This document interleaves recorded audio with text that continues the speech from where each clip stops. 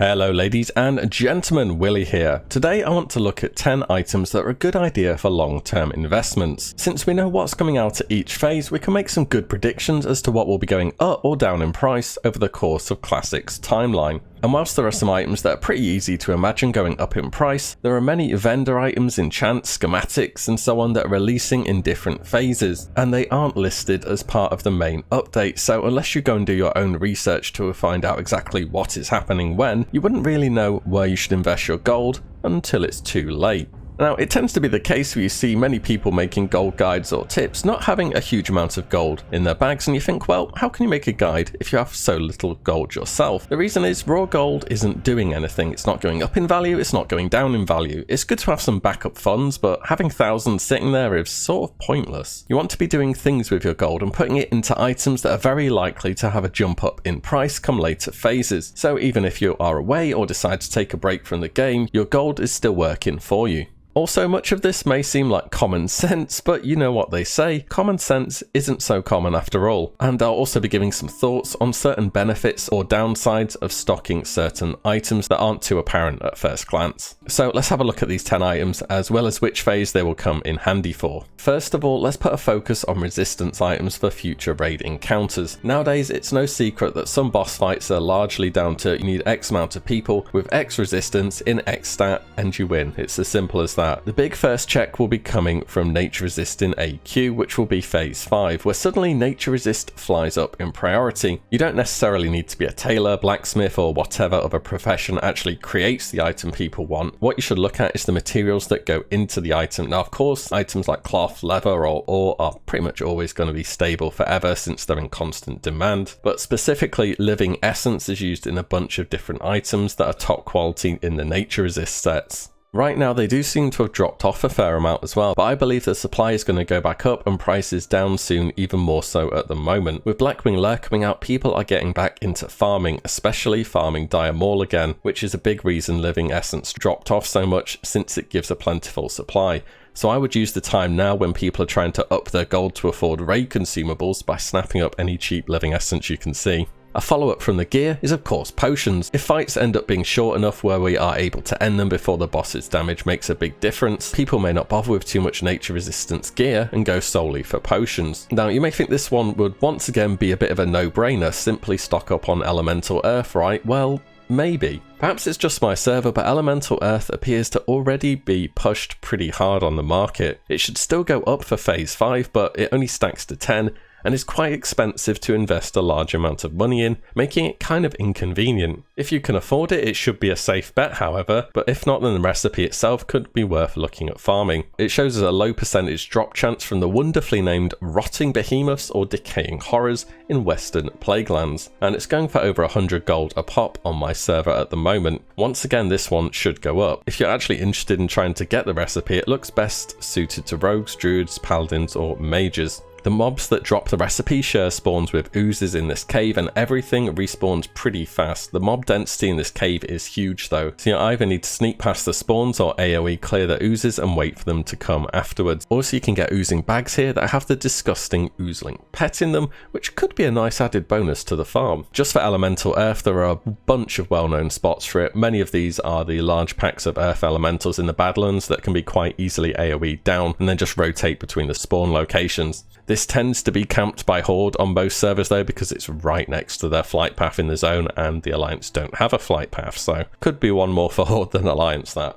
More potions now. Warning, there are going to be many potions. Potions are good, who knew? Greater Shadow Protection potions are going to be used in pretty much every raid tier going forwards from Molten Core. And since Blackwing Lair has been announced, prices have already taken a big upward spike, so a bit of a shame that, but there's still money to be made here. First of all, Greater Shadow Protection potions are going to need a Shadow Oil. Now, this is sold by some vendors as a limited stock who are out in the middle of nowhere. It only goes for a couple of gold though, so not too interesting here. However, each one requires a Shadow Oil, and these in turn require 4 Grave Moss and 4 Fade Leaf, and this is where the money part is at. It potentially may be worth investing directly into Shadow Oil instead, depending on the price of the materials on your servers. Fade Leaf is very common throughout swamp areas, especially Swamp of Sorrows. Grave Moss is common near graves, surprisingly. Cemeteries, mausoleums, tombs, you get the idea. Duskwood is a good spot for it overall. The place is full of spawns for it. Scarlet Monastery Graveyard is another good spot. In the main courtyard area, there are always 3 herbs spread out, and these can either spawn as Kingsblood or Grave Moss from what I've seen. If you have a stealth character or a higher level character you aren't really using for anything, you could just run them through this place 5 times now and again, and it could yield a decent amount that should build up over time. Also, there are always alts looking for boosts through Scarlet Monastery, so you can even double up your gold generation here. The recipe has 2 spots to farm from, either the Shadow Mages or the Dark Adepts in Eastern Plaguelands.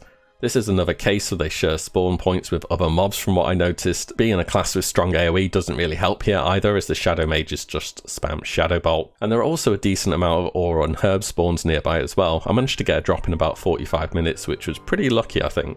LIBRAMS are protection or rapidity. Now both of these were brought in with the Diamore patch and have more or less been pretty useless since. I don't think I've seen anyone actually using them at all, which if you didn't know, it's 1% dodge chance boost from protection or 1% melee haste from rapidity on the head or leg slots as an enchant. Now both of these items are used to make their Arcanum counterparts, and come phase 4 and ZG, you'll be able to turn in the Arcanums for a Savage Guard at Honoured with the Zandalar tribe, which give plus 10 nature resist. People will want these for their nature resist set. That's reason number 1, these items could be interesting. Reason number 2 is also due to ZG, and more specifically the enchants from there. Now at this point we don't know what version of ZG enchant Blizzard will be using, as often they like to throw us a little curveball and leave random bits out of certain patches, like they did with the spell penetration items from PvP vendors, despite the stat already existing in the game, but I digress. To keep it simple, if we have the modern version we won't need the LIBRAMS, if we have the old version we will, and the ZG enchants are extremely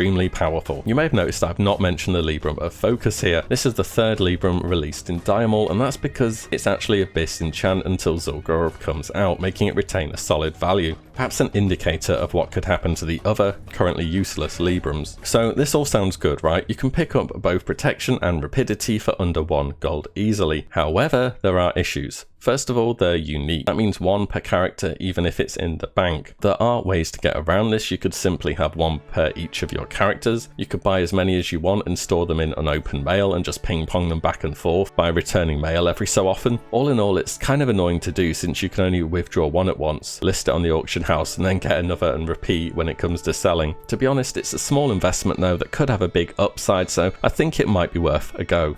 Enchanting is due to get some super powerful items in later phases. First of all, phase 4, at friendly with the Zandalar tribe, you can pick up Brilliant Mana Oil, giving 12 MP5 and plus 25 healing for 30 minutes, and then at Honoured, Brilliant Wizard Oil for plus 36 spell damage and 1% spell crit, and note that each of these items has 5 charges. Both of these need 2 large Brilliant Shards. In phase 5 with AQ, we get loads of new very powerful enchants that will be used by all classes and all roles throughout your raid, as well as PvP, and every single one of these enchants needs large Brilliant Shards. These have been going up steadily since the start of phase 2, where a lot less people are going out and receiving items that could be disenchanted to get these. The actual shards themselves come from high level rare items, and with less people doing dungeons overall, that's less shards. These are fairly pricey but do stack up to 20, so it may be a good idea to get some in quite soon, since once Blackwing Lair is out, people will want to enchant their new gear, driving prices up again. In any event, if you did invest in a stack now, it could just be saving some gold long term for enchants down the line. If you decide you don't need them, they should go up in price anyway. They should be a win-win situation. About time we got back to alchemy now, eh? This one's for phase 6, so it may be something you don't pick up immediately, but something to think about long term. Greater frost resistance potions will be vital for the Sindragosa encounter, and it'll pretty much be 2 potions pot per fight per raid. That's up to 80 potions per guild per pull. That's a whole lot of potions. These need 1 elemental water each that are really cheap at the moment. They only stack up to 10, however. It could be worth a look into as they'll be needed eventually. The recipe may actually be a better long-term investment again, since you can just pick up a few of them and keep them around, and these are dropped from the Frostmaw Giants in Southern Winterspring, which are elites and shouldn't be too difficult to take down for any reasonably geared character. They also drop Frostmaw Echo if you remember to take your Cache of Maori along, which are in constant demand as a melee buff for raids, making this a decent double up farm. Oh, and just so you know, they're Frost Giants, so they're immune to frost. A word of warning to any mages wanted to give this a look. The second part of the frost resistance items are of course the gear, and the best frost resistance gear we'll be out with Phase 6 with Naxxramas as well, and every single item on this list needs Essence of Water. Essence of Water has really dropped off recently. In fact, it's fallen to less than half the price it used to be on my server in particular. I believe it's going to go back up anyway in general since, well, it's strangely cheap at the moment. Perhaps it's just been heavily farmed out in the open world. There are always certain spots we can get a decent amount, but as far as I know, they're pretty much always busy, not as worth going to as they used to be. Now seems like a good time to pick up from the slump in the market. Next up, Heart of Fire. These are dropped pretty well from elementals around Fire Plume Ridge in the centre of Ungoro Crater, which incidentally are also very good sources of elemental fire, which come Blackwing Lure will be relevant as ever for greater fire protection potions, which I'm not going to mention here as those are about expensive as they're ever going to be going into BWL. The Hearts of Fire are currently not very useful for anything, to be honest, using a few different profession items, hardly anything game breaking. Come Phase 5 though, there is a reward at friendly from the Thorium Brotherhood that allows you to transmute 1 Heart of Fire into 3 Elemental Fire. Obviously at this point Elemental Fire and the greater fire protection potions are gonna mega crash in price. All the same, Heart of Fire should rise up in price to compensate. And just to give you an idea of the current situation, on my realm I can get Heart of Fire for around 50 silver and 1 Elemental Fire is usually around 7 gold. Since this requires friendly, you can also get this done in advance so you can benefit as soon as it comes possible. There are a number of different ways you can earn rep from neutral to friendly with the Thorium Brotherhood. Get the What the Flux quest done if you haven't. You then need to do 120 item turn-ins, so 240 Incender Source Scales, which can be bought off the auction house or farmed from the named mobs in Searing Gorge. 120 coal, bought from smithing vendors, and either 480 iron bars, 480 King's Blood, or 1200 heavy leather, whatever's cheapest. Also, unlike other transmutes, this one is on a 10-minute cooldown, so there has to be money to be made here. Powerful Mojo should be a solid investment for the future, specifically for Phase 4, and this is dropped from high level troll mobs in dungeons mainly, or in the open world from the Moss Flayers in northern eastern Plaguelands. Now this item is used for a whole host of different profession items, but there are 3 main ones that will draw in a huge demand for it once the patch is announced, those being the Bloodvine Leggings, Vest, and the Gurubashi Mojo Madness. Pretty much every single caster will have some of the Bloodvine set equipped since it gives so much plus hit, which up to this point has been pretty difficult to get outside of raid gear or talents, making it a good idea to stock up on some Mojo before the patch drops. Secondly, Gurubashi Mojo Madness is used to summon a variety of different bosses at the edge of madness in ZG, and these bosses can drop reagents for the class specific trinkets from ZG, which are quite good for certain classes, and I'm sure I'll have a bit more of an in-depth look at them one day. Also, Powerful Mojo stacks up to 20, so it's a nice item to start getting hold of for the future. I think I'm going to be getting some of these myself for sure.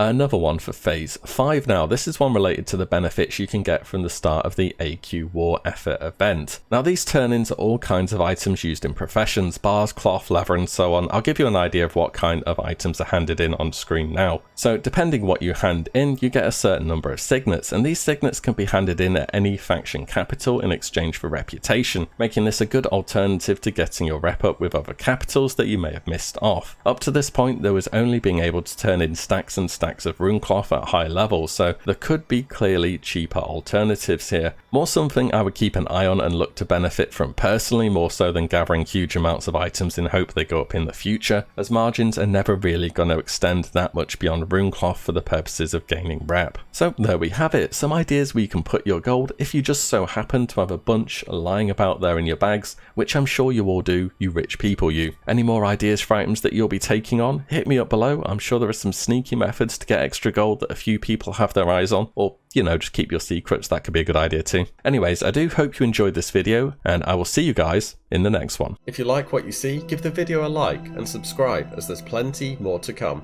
As always, thank you all so much for watching. Take care. Bye.